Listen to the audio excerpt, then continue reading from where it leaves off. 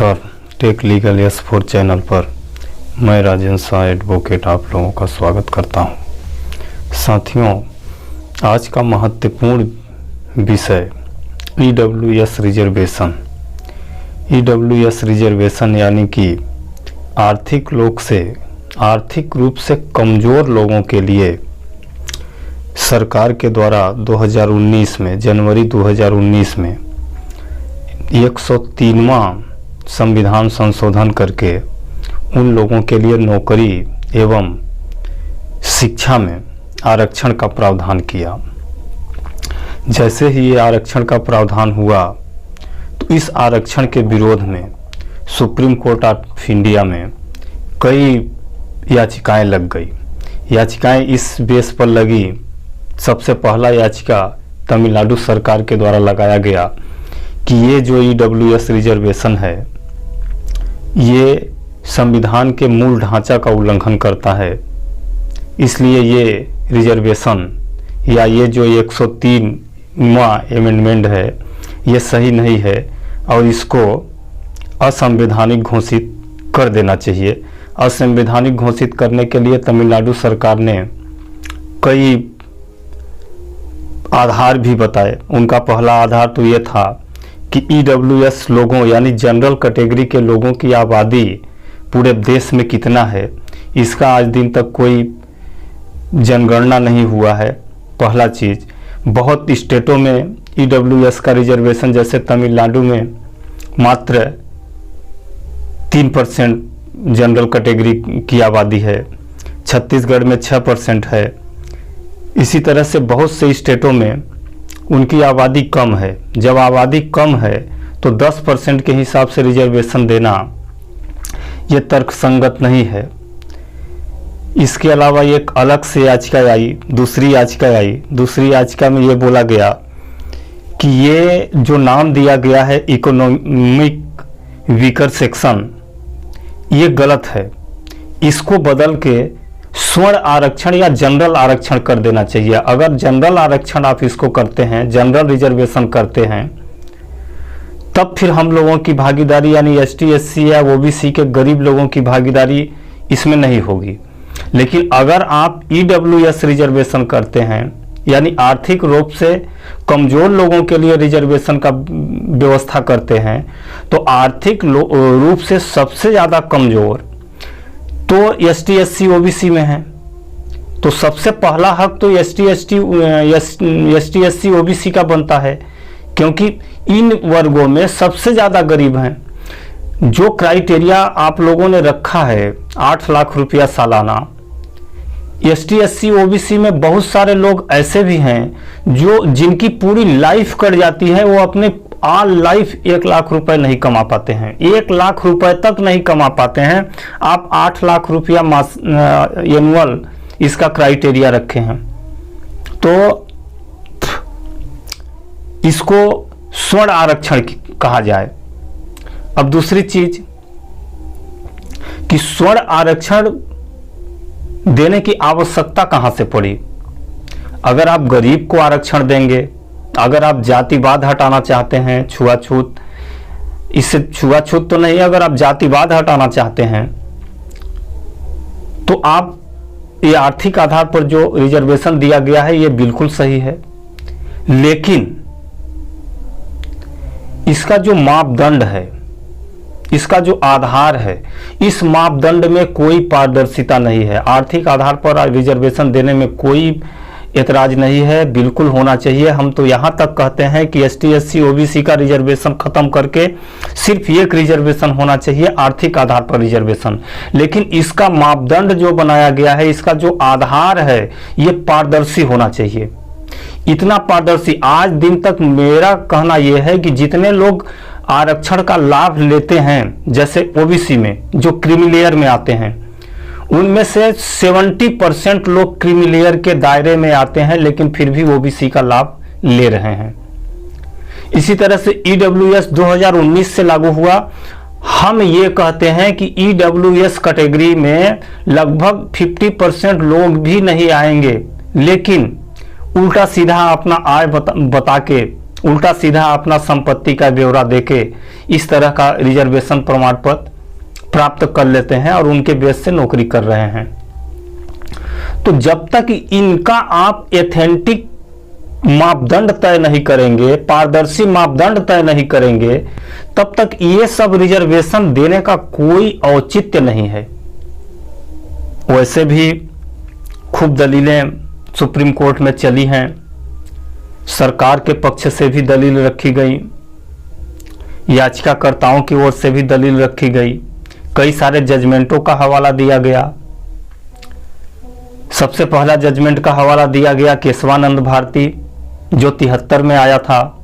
Keshavananda Bharti judgement बहुत ही महत्वपूर्ण judgement है और यह जजमेंट 3-3, 4-4 जजों ने अपने पदों की, अपने प्रतिष्ठाओं को दांव में लगा के इस्तीफा दे करके ऐसा जजमेंट पारित किया है। यानी ये बहुत ही बेहतरीन जजमेंट है। कहना चाहिए कि पहले के जो लोग हुआ करते थे, नेता हुआ करते थे, उन लोगों में समाज सेवा की भावना कूट कूट कर भरी रहती थी। और समाज सेवा ये कहता है कि जो सुपात्र है, जो गरीब है, जो मर रहा है, वाकई में दाने दाने के लिए तरस रहा है, उसको पहले प्राथमिकता मिलनी चाहिए, उसको पहले खाना मिलना चाहिए। जो खा रहा है, हम कहते हैं कि वो चावल दाल खा रहा है, बासमती का चावल नहीं पा रहा है, लेकिन आखिर चावल दाल खा रहा है, तो उसको आवश्यकता नहीं है। जिसके लिए खाने के लिए नून रोटी भी नहीं है, 2-2, 3-3 दिन से भूखा है, आप सबसे पहले उसको देंगे कि जो चावल दाल खा रहा है उसको देंगे। तो ऐसा लगता है कि आज के नेताओं में नैतिक जिम्मेदारी ही खत्म हो गई है, नैतिक कर्तव्य ही खत्म हो गया है। उन लोगों में समाज सेवा की भावना नहीं रह गया है, सिर्फ वोट बैंक की राजनीति रह गई है। हमको वोट कैसे मिले, सिर्फ वोट की राजनीति वो लोग करते हैं। नहीं तो ईडब्ल्यूएस रिजर्वेशन का मांग कभी कोई जनरल कैटेगरी का व्यक्ति नहीं किया, कहीं से इसका आवाज नहीं उठा। आवाज न उठने का कारण यह है कि जनरल कैटेगरी के लोग पहले से ही संपन्न थे, उनका कहीं भी किसी भी प्रकार का शोषण नहीं किया गया और उनकी रोजी रोटी सभी लोगों की अमूमन सही चल रही है। कुछ प्रतिशत अगर हम अपवाद स्वरूप माने तो 1-2% होंगे, लेकिन उनकी भी जीविकोपार्जन, उनका भी परिवारों का जीविकोपार्जन ST SC OBC के क्राइटेरिया से काफी अच्छा चल रहा है। अगर आप समाज सेवा की भावना से देखना चाहें तो आप सर्वेक्षण कर लीजिए, सर पर मैला ढोने वाला व्यक्ति कितने जनरल कैटेगरी के हैं, सफाई कर्मचारी जो रोड पे झाड़ू लगाते हैं कितने प्रतिशत जनरल उसमें सम्मिलित हैं। ये आप ईमानदारी से सर्वे करेंगे, कहीं पे भवन बन रहा हो, बिल्डिंग बन रही हो जिसमें मजदूर काम कर रहे हो, उन मजदूरों का सर्वे कर लीजिए कि उसमें कितने प्रतिशत जनरल कैटेगरी के मजदूर काम कर रहे हैं, तो शायद आपको ये आंकड़ा 0% का मिलेगा। क्यों? क्योंकि जनरल कैटेगरी पहले से सबल हैं, उनके अधिकांशतः लोग नौकरी पेशा में पहले से हैं। कुछ लोग जो नौकरी से वंचित रह गए हैं, वो जो समाज में दबंग टाइप के कार्य हैं, जैसे ठेकेदारी हो गया या कोई बड़े बड़े व्यवसाय हो गए, उद्योग हो गए, कारखाने हो गए, उन सब में काबिज हैं। वो भी नहीं मिला तो जो प्राइवेट कंपनियां हैं उनमें सर्विस कर रहे हैं, माने उनकी दिनचर्या अच्छी चल रही है। इसके अलावा उनके पास जमीन भी पर्याप्त मात्रा में है, तो उनके लिए कतई आवश्यक नहीं था, लेकिन फिर भी सरकार ने ईडब्ल्यूएस रिजर्वेशन जारी किया। तो इसका नाम सरकार बदल दे, ईडब्ल्यूएस को बदल के स्वर्ण आरक्षण कर दे। पहली चीज, अगर ईडब्ल्यूएस रहेगा तो ईडब्ल्यूएस में क्राइटेरिया तय करे कि इसमें हम सारे गरीबों को देंगे, तो इसमें ST SC OBC के गरीब आ जाएंगे। जो सबसे ज्यादा गरीब होगा उसको पहले सीट दिया जाए। इस तरह का प्रावधान हो ताकि पारदर्शी व्यवस्था बने, लोगों में आक्रोश या असंतोष नहीं होना चाहिए, सरकार के किसी नीतियों में असंतोष नहीं होना चाहिए। इसमें पूरा असंतोष है। असंतोष का कारण यह है कि हमारे देश में अगर देखा जाए, इनकम टैक्स आयकर विभाग को देखा जाए तो 2.5 लाख रुपए से अधिक कमाने वाले व्यक्ति इनकम टैक्स के दायरे में आ जाते हैं और आप जिसको गरीब मान रहे हैं वो 8 लाख रुपया सालाना कमा रहा है, फिर भी वो गरीब नहीं है। तो मैं बात कर रहा था केशवानंद भारती का। केशवानंद भारती में हमारे सुप्रीम कोर्ट ने बहुत ही महत्वपूर्ण सिद्धांत प्रतिपादित कर दिया, और वो सिद्धांत इतना महत्वपूर्ण है। उन्होंने, सुप्रीम कोर्ट ने कहा कि आप संविधान का एमेंडमेंट तो कर सकते हैं, आप संविधान का संशोधन तो कर सकते हैं, लेकिन संविधान का पुनर्लेखन नहीं कर सकते। बहुत ही ठोस बात कह दी। अर्थात आप संविधान के स्वरूप में परिवर्तन नहीं कर सकते, अर्थात संविधान का जो बेसिक स्ट्रक्चर है, संविधान का जो मूलभूत ढांचा है, उस ढांचा को आप परिवर्तन नहीं कर सकते। यहां पर सरकार ने संविधान का पुनर्लेखन करने की कोशिश की है। इसका एमेंडमेंट नहीं माना जाएगा, संशोधन नहीं माना जाएगा।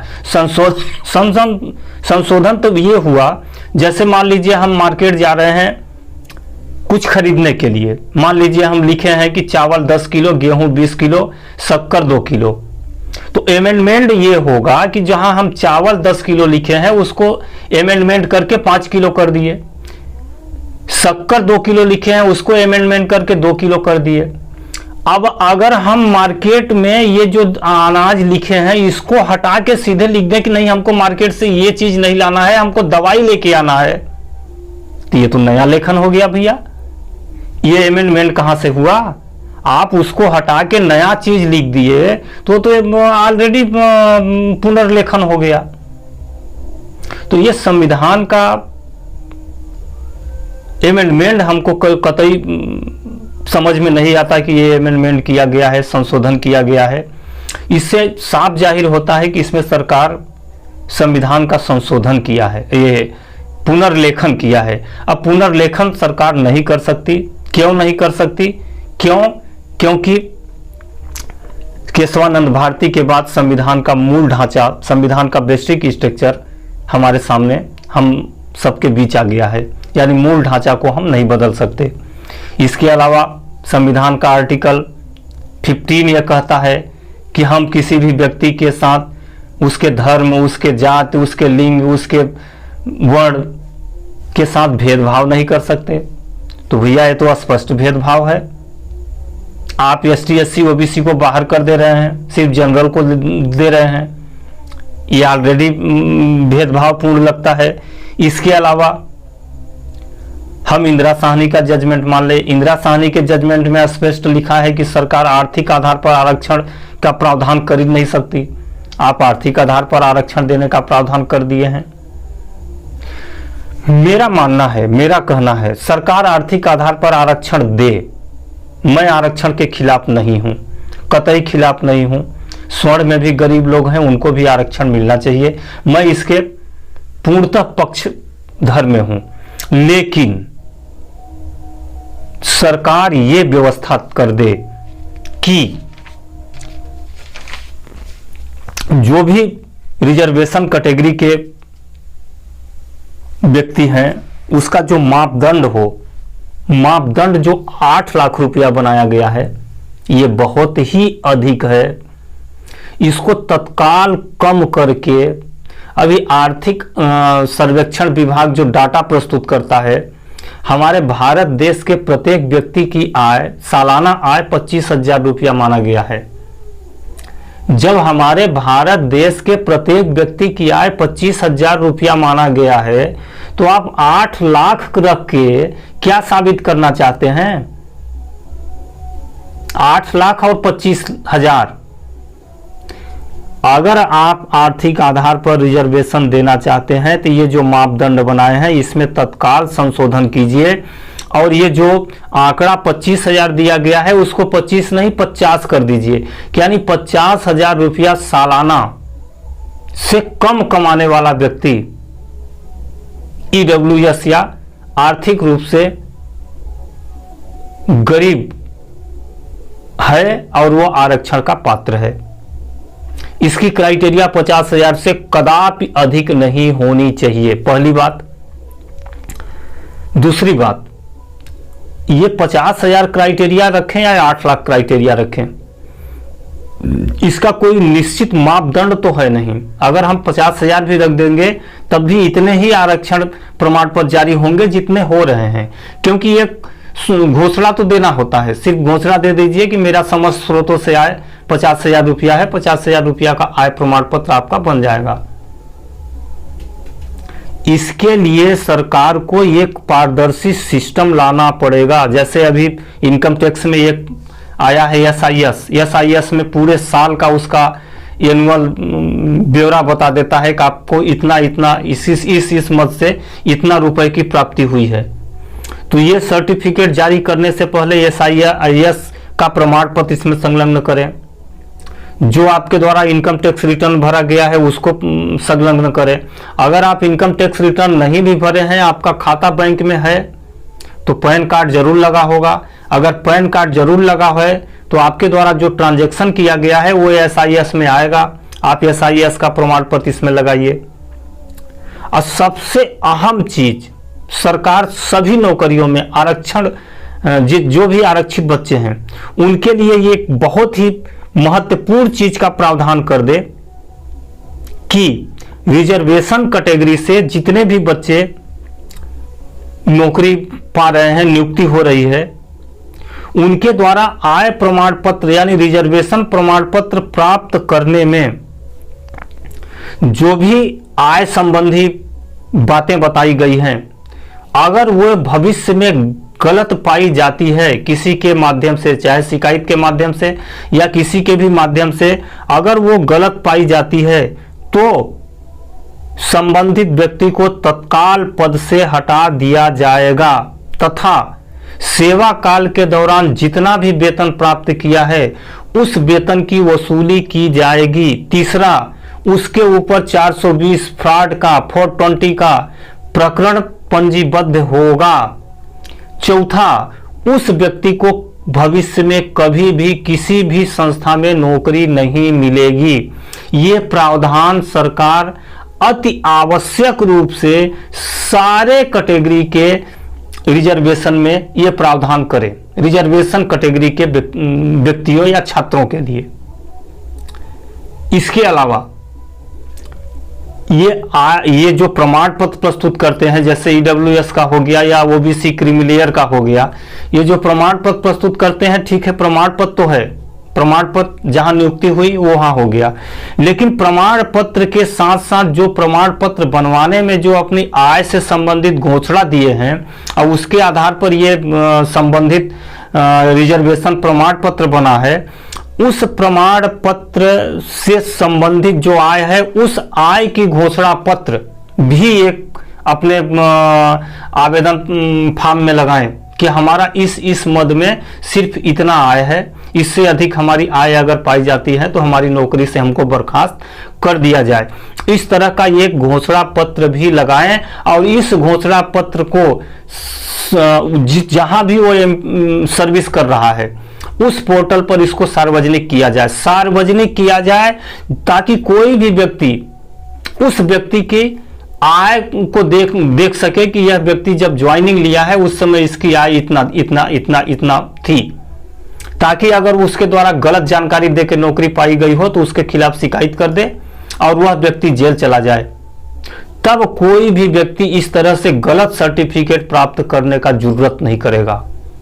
तब ये आरक्षण की जो मारामारी चल रही है, ईडब्ल्यूएस में कोई व्यक्ति मांगने के लिए तैयार नहीं होगा कि आप हमको आरक्षण दे दो, क्योंकि आज जनरल कैटेगरी का व्यक्ति का जो जीवन शैली है वो काफी ऊपर है। वो झुग्गी झोपड़ी में जो रह रहे हैं हमारे एसटी एससी ओबीसी, उनसे काफी बेहतर उनकी स्थिति है। वो किसी कीमत पर रिजर्वेशन का मांग नहीं करेंगे, लेकिन मांग नहीं करेंगे इसका प्रावधान सरकार को करना पड़ेगा। तो ये हो गया हमारा अगला चीज। इसके आगे एक पॉइंट है, सरकार जो ये प्रमाण पत्र है, ये प्रमाण पत्र है, घोषणा पत्र है, शपथ पत्र है, ये तो लेगी ही और इसको सार्वजनिक भी करेगी। इसके अलावा एक महत्वपूर्ण चीज है जिसको सरकार ने हटा दिया है, क्योंकि ये ईडब्ल्यूएस रिजर्वेशन में सुप्रीम कोर्ट ने पूछा कि आपने ये 8 लाख रुपया का क्राइटेरिया कहां से रख दिया, कहां से पा गए। तो सरकार ने एक एसआर सिंहों करके कमेटी बनाई, तो कमेटी ने अनुशंसा की कि ये 8 लाख का जो क्राइटेरिया है वो तो सही है, लेकिन इसमें जो जमीन का क्राइटेरिया दिया गया है कि 5 एकड़ से अधिक अगर उसके पास जमीन है तो उसका ईडब्ल्यूएस प्रमाण पत्र नहीं बनेगा, ये गलत क्राइटेरिया है। और इस अनुशंसा को सरकार मान भी ली और इस क्राइटेरिया को खत्म भी कर दिया, हटा भी दिया। तो मेरा मानना है कि ये क्राइटेरिया बहुत ही महत्वपूर्ण है। 5 एकड़ नहीं, मेरा मानना है कि 5 एकड़ से भी कम करके कम से कम 2 एकड़ रखा जाए, 2 एकड़ या 1 एकड़। अगर संबंधित व्यक्ति जो छात्र है उसके पिता के नाम या उसके बाबा के नाम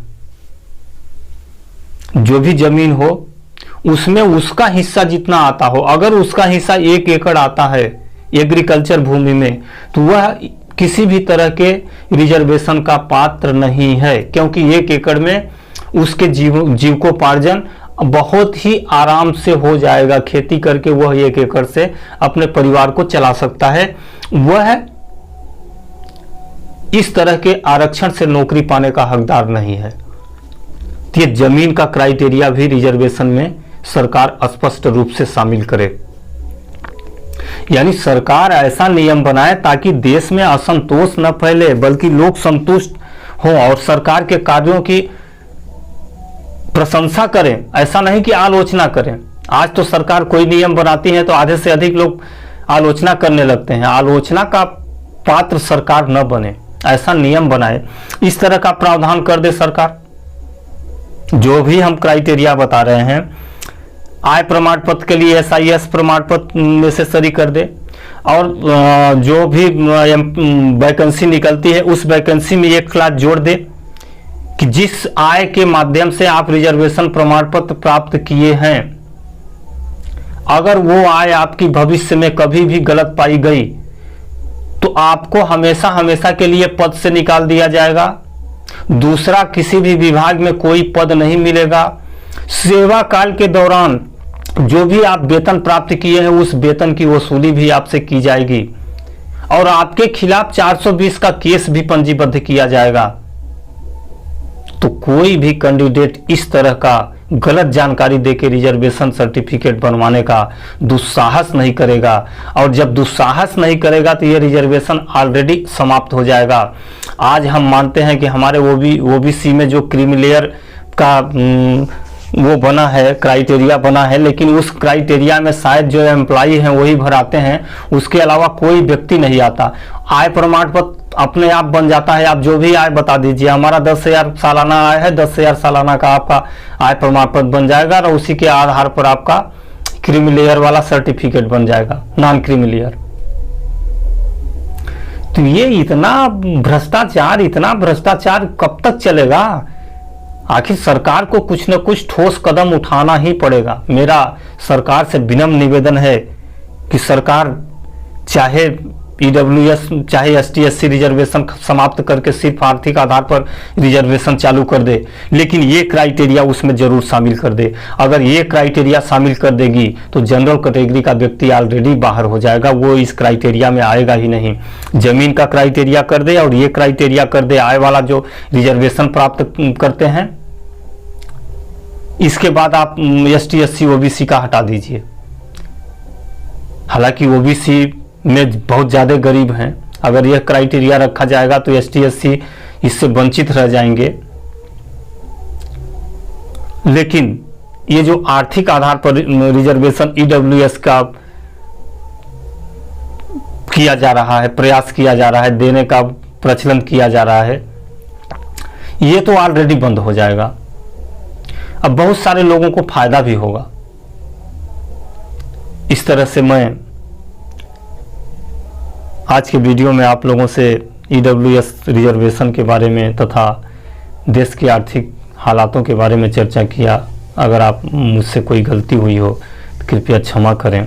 मैं किसी भी तरह के आरक्षण का विरोधी नहीं हूं, मैं EWS के भी आरक्षण का विरोधी नहीं हूं, लेकिन जो उसमें शर्तें हैं, मैं जानता हूं कि EWS के कैटेगरी से बहुत ही निम्न कैटेगरी का व्यक्ति ST SC OBC में हैं, तो पहले जो निम्न कैटेगरी का व्यक्ति है उनको सहूलियतें, उनको सुविधा, उनको फायदा या आरक्षण मिलना चाहिए। आप तो जीते खाते परिवार से हैं, तो कृपया आप ऐसे गरीब लोगों पर ध्यान दीजिए, ये आपका भी फर्ज बनता है। इन्हीं बातों के साथ मैं अपनी वाणी को विराम देता हूँ। अगर गलती हुई हो तो क्षमा करें।